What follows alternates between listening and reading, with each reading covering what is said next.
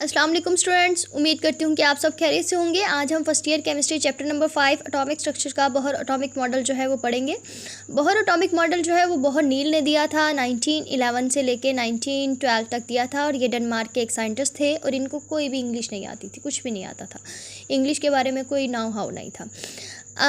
उसके बाद Bohr atomic model जो है वो हमारे पास किस चीज़ पर बेस करता है, ये प्लांक क्वांटम थ्योरी पे डिपेंड करता है। प्लांक क्वांटम थ्योरी ये टॉपिक जो है वो हम पीछे पढ़ चुके हैं। इसके चंद पास्टुलेट्स हैं वो हम डिस्कस कर लेते हैं। चंद पास्टुलेट्स में से पहला पास्टुलेट जो है वो हमारे पास क्या है कि इलेक्ट्रॉन जो है वो एक सर्कुलर ऑर्बिट में रिवॉल्व करता है।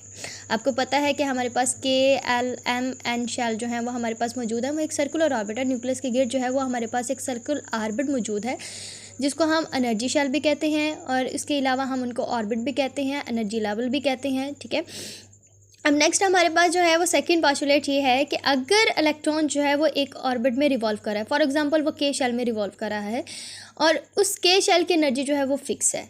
अब अगर एल में रिवॉल्व करेगा तो उसकी एनर्जी फिक्स है, अगर एम में रिवॉल्व करेगा तो उसकी भी क्या है, एनर्जी फिक्स है।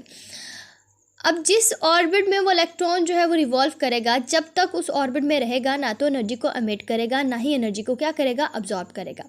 अब हमारे पास ये बात आती है कि वो इलेक्ट्रॉन जो है वो अगर फिक्स ऑर्बिट में रहता है तो ना तो एनर्जी को अब्जॉर्ब कर रहा है, ना ही एनर्जी को एमिट करेगा, तो फिर वो कब करेगा। अगला पोस्टुलेट हमें ये बात बताता है कि इलेक्ट्रॉन जो है वो एनर्जी को तब एमिट करेगा जब वो हायर से लोअर की तरफ जाएगा, यानी हायर ऑर्बिट यानी अपर ऑर्बिट। जैसे फॉर एग्जांपल हमारे पास जो है वो यहाँ पर अगर हम डायग्राम देखें तो डायग्राम में क्या है कि एम शेल से फॉर एग्जांपल वो के शेल में आ रहा है, के शेल की एनर्जी जो है वो कम है और एम शेल की एनर्जी जो है वो क्या है, ज़्यादा है। अब ज़्यादा वाले ऑर्बिट से उसने कम वाले ऑर्बिट की तरफ आना है, कम एनर्जी वाले ऑर्बिट की तरफ आना है, तो लिहाजा वो उसके लेवल की एनर्जी जो है वो लेकर आएगा। उसके लेवल की एनर्जी को लेकर आने के लिए वो एनर्जी को क्या करेगा, एमिट करेगा। अगर इलेक्ट्रॉन ने जो है फॉर एग्जांपल वो लोअर ऑर्बिट में है और उसको हायर ऑर्बिट में जाना है, तो अब लोअर ऑर्बिट की एनर्जी कम है और हायर ऑर्बिट की एनर्जी क्या है, ज़्यादा है, तो वहाँ से लोअर से हायर की तरफ जाने के लिए वो एनर्जी को क्या करके जाएगा, अब्जॉर्ब करके जाएगा।